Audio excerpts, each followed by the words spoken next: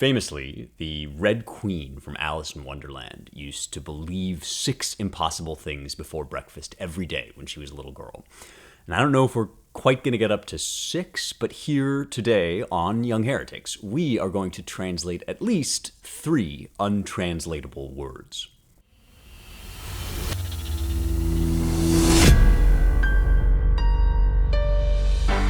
Now, some people would say that every word is untranslatable. And if you've been following this words series on translation and the difficulties that translators face, you will probably be able to guess why. One thing I've said before on this show is that there are no synonyms. There's no 2 words in any one language, let alone any 2 languages, that really mean exactly the same thing. Every word is a kind of vessel for holding the fluid reality of human experience. Reality in our experience is continuous, moment to moment, thing to thing, and we break it up into little parcels with our words to carve out the things we experience. And that's not to say that those things don't have identity of their own, just that there is fuzziness around the edges of a lot of the categories we apply in language, and different languages break up reality into different kinds of segments and vessels. And some words reveal connections between things in one language that another language just hasn't recorded or captured, or maybe those connections in one language have been lost over time, whereas they've been preserved or revived in another language. And this is part of the glory and the mystery and the beauty of working through translation, is coming to understand that not all of the categories you use to break up your experience of reality are actually hard-coded into reality without your experience. So it's your experience of the world that helps to give it that final form and shape. And each culture, each mind, each person gives the world a slightly distinct form and shape. So the world viewed from a million vantage points is the totality of what God creates when he creates us and when we help him to create the world in his image, right? So that's what's going on when we do translation, and why translation is so hard, why you can't just pick up one word and replace it with another in another language. And this, in antiquity, was one of the big debates about translation. The Roman theorists of translation, like Cicero, had to work out this idea that we describe, typically borrowing from Saint Jerome, who is the patron saint of translators and the translator of the Bible into Latin. He had this maxim, sense for sense, not word for word. And this derives ultimately from the Roman tradition that goes back before Jerome, and it has to do with getting underneath the skin of the words. It's not the outward form. The outward form is a vessel for an inward reality, and what you have to do is travel through that inward reality and then back up into the target language. You start on the surface of one language, and you really get to know that language until you can get under its skin and try to feel and see the world as the person who uses that language feels and sees it. And because that core of experience is universal, because the world really is out there and we're all experiencing the same world through different filters, you can grasp the meaning, the deep underlying meaning of another language with enough effort and practice, and start to see the world as this other person has seen it. And then you have to travel back up, because that core experience is tragically, painfully untranslatable. We can't just transmit our inner lives to one another. We have to go back through the surface kind of chambers of whatever language we're using. And that's what translation is, and this is why all words are effectively untranslatable. Some words, though, strike so deep, they plumb so deep into that pool of inner meaning, that it's really extra special difficult to find any word in any other language that quite captures all the senses of a particular word. You can't get it right in any other language, no matter how hard you try. And sometimes this is even specific to a particular book or a tradition, a literary tradition that's working out a certain idea that is just really right at the quick of that inner experience, that the word is so beautifully attuned to some essential reality that you actually can't find another word that does the same thing in your target language, because in order to do that, you would have to somehow install into your target language the whole history of thinking about and living through and grappling with the stuff that word describes, which is almost impossible to do. The Bible is famous for examples of this problem, and no example of this problem is more well known than the opening chapter of John's Gospel, chapter 1. In the beginning was the what exactly? And archein ho logos is the first sentence in Greek, and it means in the beginning or at the origin was the, and typically, traditionally in English, we translate that last word as word. In the beginning was the word. But even that, in our English language, the Word of God has taken on a kind of mystical quality, because logos in Greek already had this mystical quality that it got from Plato and from the Hellenistic schools of philosophy and from these speculations about the underlying, you might call it reason or mind or structure, that it sits beneath all of creation and gives it its form, even though no physical entity is fully able to embody it. All physical entities are somehow given their shape by the logos. And we, in the English-speaking tradition, have drawn out one element of logos in particular, which is that it is somehow embodied in language. And so this is language's way of describing itself. This is the self-portrait of language within language, is the word logos, because when we use language, we think, tapping into that deep underlying structure, which is also, of course, as I've just said, why words are untranslatable. And so this is like the Mac Daddy, the final boss form of untranslatable words.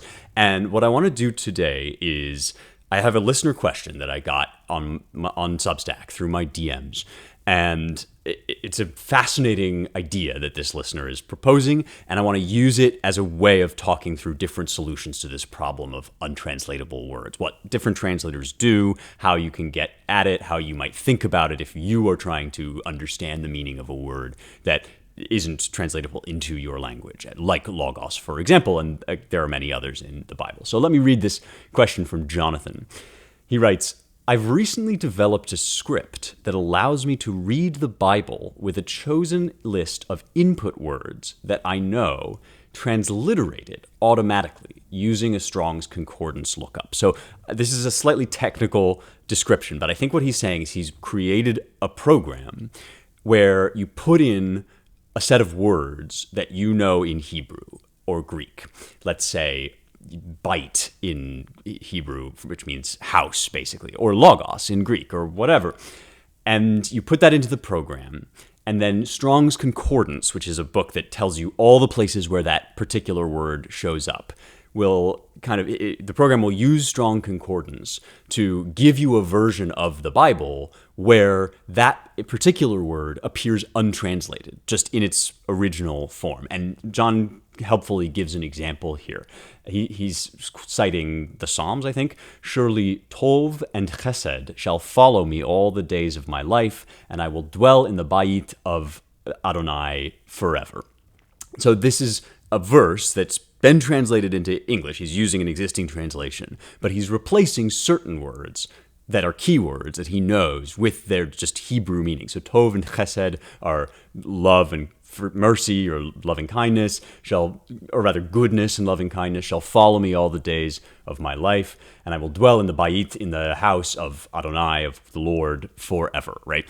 And presumably you would go through the whole psalm, and then you would be able to read the psalm with these sort of original Hebrew words untranslated so that they kind of sit where they are supposed to sit in the sentence meaning-wise, but they don't have the association of some English word like house or good or mercy or loving kindness or whatever.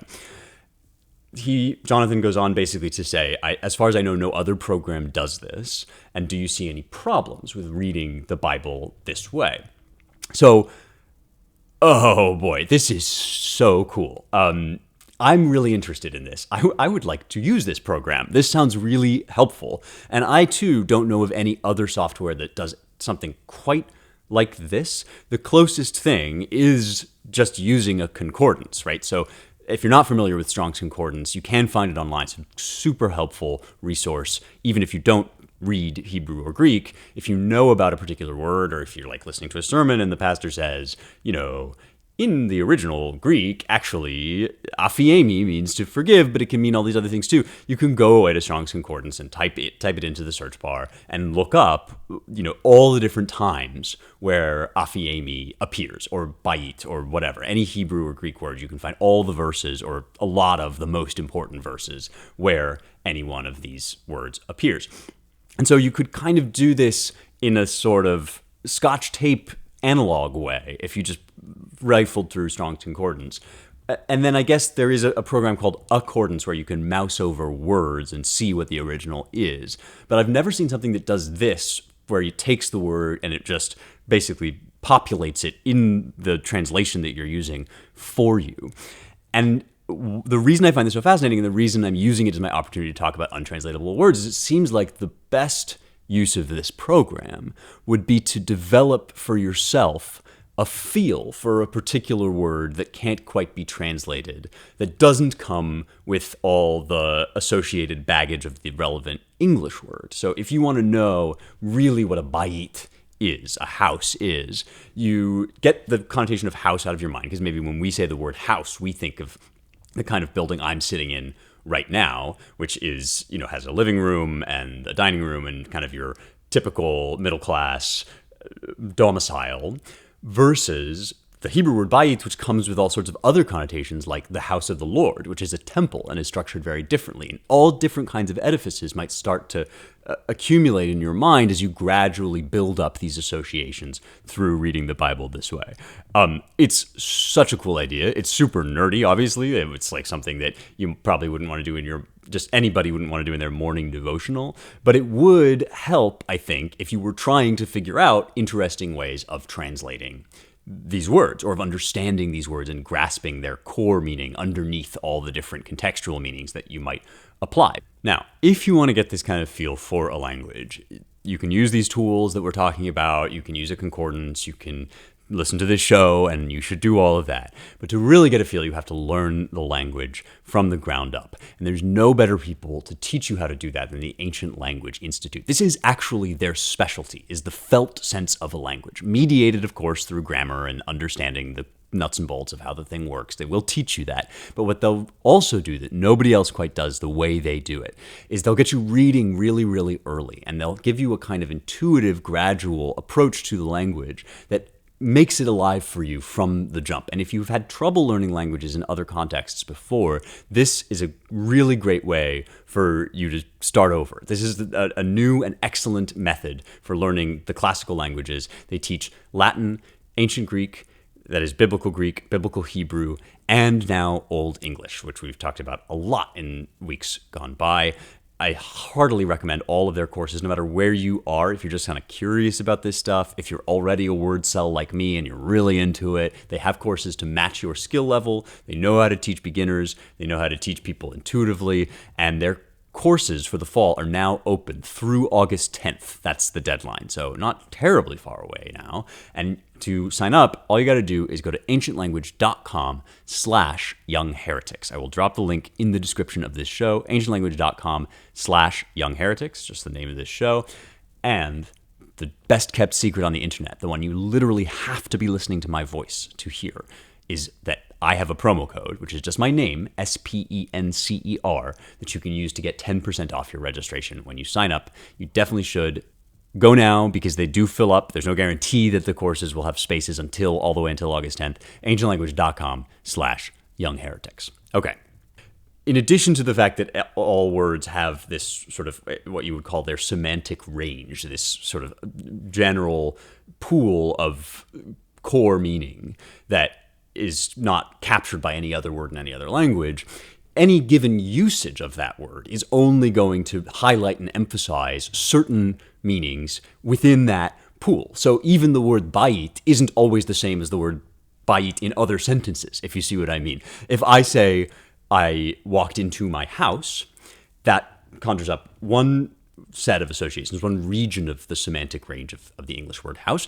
But then if I say, he stood up in the House of Lords, then you're thinking a totally different building. You're maybe not even thinking about a building so much as a governing body. Think about, again, the example of I've redone my hardwood floors versus the floor is yours, right? These are all different vibes, different areas within the semantic range of even very simple words based on the context, based on the surrounding language and the way that it's cased in a larger unit of meaning like the sentence.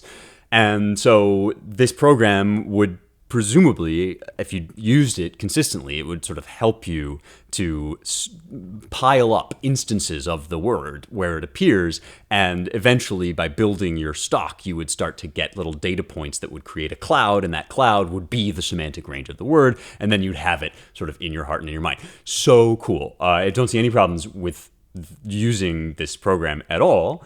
I think, like anything, you'd have to know what it's for. And one thing it is not for is it's not creating a translation. And I think this is an interesting thing, that you're taking an existing English translation and you're putting into it this foreign word that gains its meaning. And you might be tempted to think that this is in some sense the purest form of translation of the word tov or chesed or whatever, right? That those words now are somehow translated by being placed in a context of otherwise translated words. But this to me is not quite right, because if you stopped there, and I'm not saying that John is suggesting you should stop there, but if you stopped there, right, you wouldn't have ended up with what you really want, which is natural ownership over a language that you personally have known from birth, that nevertheless carries over some of that semantic water, right? That carries some of that fluid underlying meaning into your language, and it breathes the spirit of the other language into the spirit of your language. And so you've learned now what the word bayit means. You haven't necessarily learned all of the different ways that the word bayit might or might not be connected to English words like house and temple. And that's what translation is, right? Translation is when you have so fully integrated the parcel of concepts underneath the word bayit into English that you have this range of English words that you can use fluently and naturally. And so this program would be basically a step on the way for translators to get a feel for how they might do that. I have here by my side David Bentley Hart's translation, which made a big splash a while back. And Hart is a famous, well-known scholar of the Greek of the Gospels. And in his version, in John 1, most notoriously, a lot of people talked about this when it came out, he just gives us, at the origin was the logos. He doesn't translate the word in the English as well. He says, let's see if I can find it here. He just says, in the origin, there was the logos. And he gives an explanatory note about how he's concerned that the typical translations presuppose Trinitarian theology, whereas Trinitarian theology is actually revealed over time in the text. There's a bunch of good and interesting reasons for this. But I find it an unsatisfying final solution, right? I don't think that this quite works for me as a translation, because it sort of amounts to throwing up your hands, right? It's sort of about saying, well, word doesn't capture everything. Nothing in English quite does. This is a term of art in Hellenistic philosophy, so we're just going to leave it there. My feeling about that is probably better to find a word like word that in itself can carry all of these mysterious connotations. Because it's not as if when we read in the beginning was the word, we immediately mistake that for an obvious and self-evident use of that word, right? We actually have, in our own context, an enormous history of pastors explaining and people footnoting and trying to think through what this concept is. And I think that's a better way into a translation than just to leave it untranslated. But I think leaving it untranslated, as Hart did and as John is proposing to do, is a great way of getting a handle on the problem. But you don't get, in Hart's translation, the sense that that word logos is also related to a bunch of other cognate words. A cognate is just a word that it comes from the same root but isn't quite the same form. So legein, for example, the verb to speak, which Bentley Hart is perfectly happy to translate, is also from that same root as logos. And so those connections are lost when you leave a word untranslated, even if you are translating a particular word again and again or leaving it untranslated. this is the problem, right? This is what we're trying to face. And so what I want to do this week is just get a handle on the problem, explain how the issue tends to work, and then in next week's episode, I'm going to talk about some of my preferred solutions to move from this concordance style study into a good and exciting and meaningful English. Translators obviously have been facing this problem for as long as they've been translating things. This is one of the core problems. It's rendered particularly acute, like many translation problems, by the Bible, because A, you really want to get the Bible right. You don't want to mess it up or screw with it. And B, the words in the Bible are often freighted with this enormous cultural history that predates their usage in the Bible. So they come from, let's say, the Jewish wisdom tradition and the mystics and the prophets, or they come from Greek philosophy into the Gospels, or they come trailing clouds of glory, right? They come with all this baggage from their prior usage. And then the Bible and the scripture authors are in turn using them, often in very idiosyncratic ways, to get across sort of arcane or difficult concepts that aren't just obvious and easy to say directly, which is what you would expect when you're talking to humans about God, right? So this is the unique problem of the Bible that is really just a difficulty level extreme version of the problem that faces all translators. And I wanted just to start us off sort of thinking about this, to read a passage from our old pal Faust in Goethe's two-part Faust play. I actually got to see a one-man version of this. My friend Glenn Williamson, who's a longtime listener of the show, a supporter of Young Heretics, does a one-man sort of précis and reenactment of Faust. So it was really cool. I got to see it, and this reminded me of the place in Faust where Faust actually sits down and tries to solve exactly this problem. So I'm reading now from the first part of Faust, and he says, "It's written here, in the beginning was the Word." So he's trying to translate John 1. "Here I stick already. Who can help me? It's absurd, impossible for me to rate the word so highly. I must try to say it differently." So this is a dissatisfaction that many translators face. You'll often find that this is something if you try to translate a thing, you will think, man, everybody thinks that this word means blah because blah is what it's always been. But that's just insane. Look how different this original text is. And that's one of the joys, one of the shocks and satisfactions of learning an original language and reading a text in its original language is you suddenly have the shock and the satisfaction of realizing that something you thought was very familiar is actually quite strange and mysterious and different than you initially suggested or thought. And this can produce a sense of real dissatisfaction, even in Faust's case, arrogance, that everybody before you has gotten it wrong. Everybody has been wrong all the time but me. And Faust does have a bit of this going on when he dismisses the power of language and looks for something else. I must try to say it differently. If I'm truly inspired by the Spirit. There's a very interesting commentary going on, I think, here about Protestant ways of reading the Bible versus Catholic ways, but that's kind of a separate issue. "I find I've written here, in the beginning was the mind." That's another sort of step away from word into a more philosophical reading. Not wrong necessarily, would be consonant with what the Stoics thought, for example. "Let me consider that first sentence so my pen won't run on in advance. Is it mind that works and creates what's ours? It should say, in the beginning was the power. Yet even while I write the words down, I'm warned I'm no closer to what I found. The Spirit helps me. I have it now, intact and firmly right.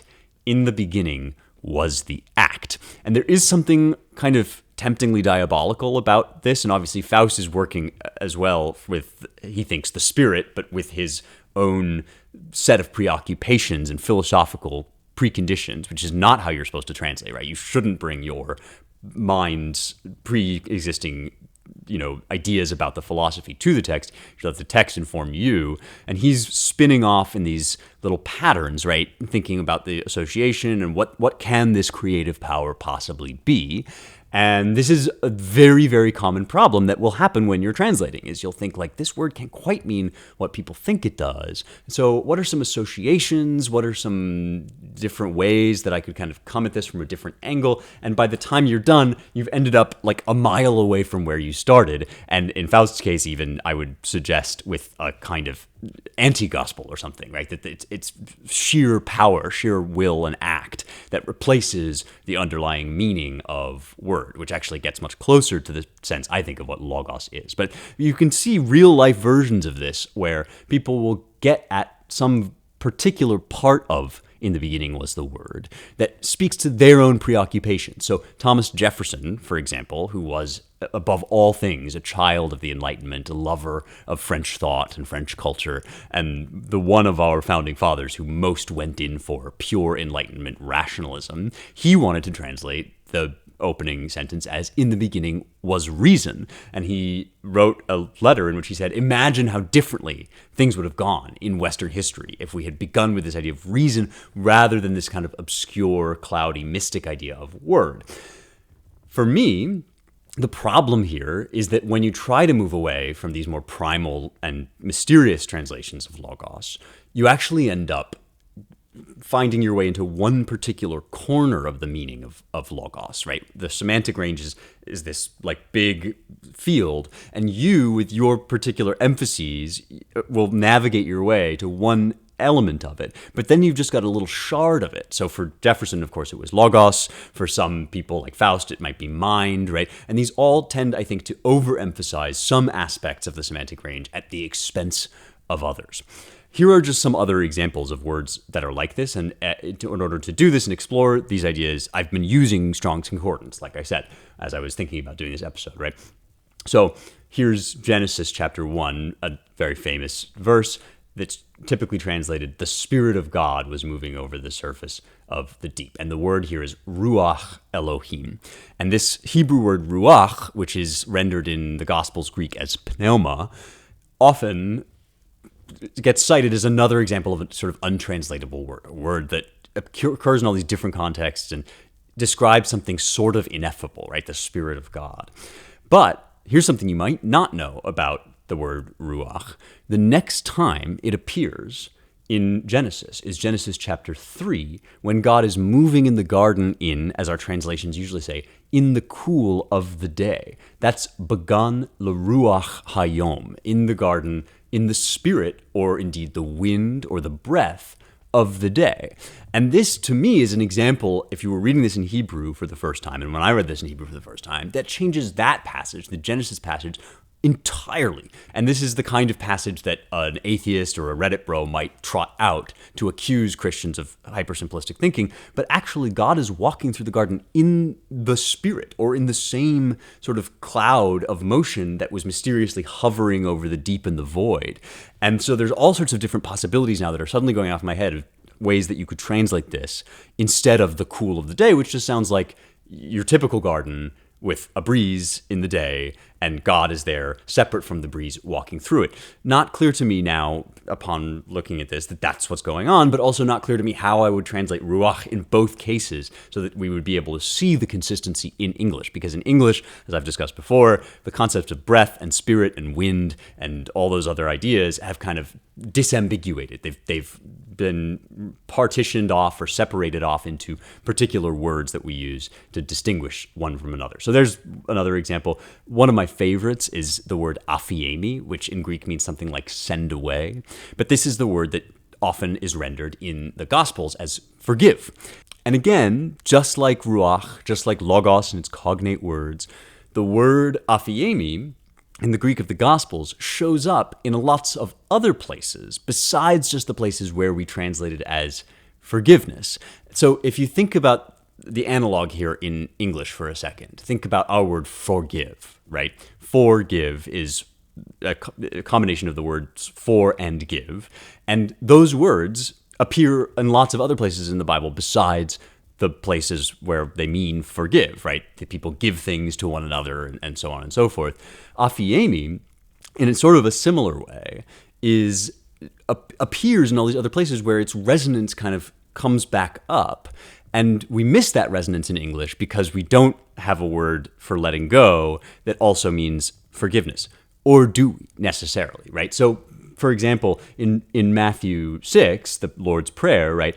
Aphiēmi ta aphiēmi, forgive us our debts. And we also have forgiven our debtors, aphiēmi, right? So that's sort of the standard way that we would translate aphes as forgiveness. But then here's Matthew 3, when John is baptizing Jesus and says, you should be baptizing me, I shouldn't baptize you. Jesus says, pros auton, says to him, aphes arti hutos, let it be so at this time.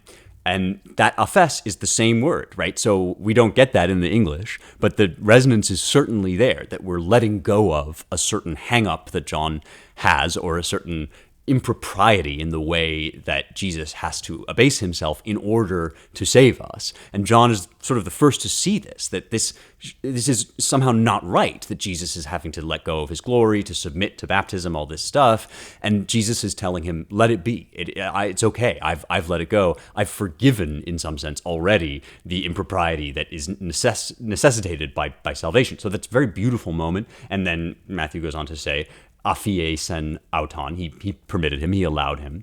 And that's a really interesting way also of thinking about what John is doing, right? John is baptizing Jesus, but he's allowing Jesus to be baptized by him because he's gotten over his very real and justified sense of injustice that this is having to happen, that he who is not fit to untie Jesus' sandal is nevertheless having to baptize him. And then my personal favorite, Matthew 27, when Jesus gives up the Spirit on the cross. We maybe have never thought about the fact that gives up and forgives are, in some sense, related to one another, etymologically, linguistically. But in the Greek, it's really clear. Apheken to pneuma, he gave up the Spirit. That is his final act of forgiveness, is to let go of the Spirit, to let go of his own life. So when you're thinking about these words, one thing you have to do is you have to collate a bunch of examples so that you can look at it from a bunch of different angles. It's like holding up a prism to the light, right? And the light is refracted in all these different ways, but what you're trying to get at is the unitary original, the sort of essence of the thing. And a concordance is one way that you typically do that. Using John's program would be another way to do exactly this thing, to build up exactly this database of knowledge that would prompt you then to seek out better English solutions than Faust's. Okay, that's the problem. That is how you would build up a sense of the solution. And John's program, the kind of thing that John's program is doing is to install in you the resources for solving the problem. Next week, I'm going to talk about different approaches you might take to solve this problem in an English translation, so that you can kind of spy on translators and see a little bit what they're doing when you're reading their work. That's it for this week. Thank you so much for being with me. Thanks for all of the terrific translation questions. I really love them. Please keep them coming through Substack at rejoiceevermore.substack.com. That's where you can find me, get subscriptions, all this stuff. Paid subscriptions on Substack are 10% off this month, so you've got a couple days left to get 10% off for a whole year. And I will see you next week for more truth, beauty, and the stuff that matters.